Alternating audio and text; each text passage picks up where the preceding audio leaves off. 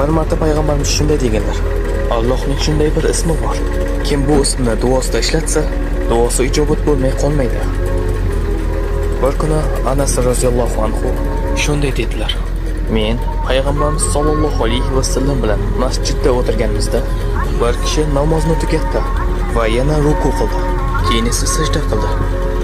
U sajda qilib bo'lgach shunday dedilar: اللهم إني أسألك بأني أشهد أنك أنت الله لا إله إلا أنت الأحد الصمد الذي لم يلد ولم يولد ولم يكن له كفوا أحد.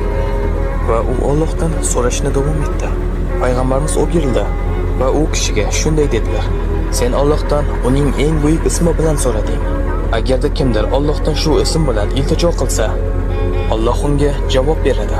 Agar kimdir shu ism bilan nimadir so'rasa, Alloh beradi. Alloh buni ikki xil yo'l bilan qiladi.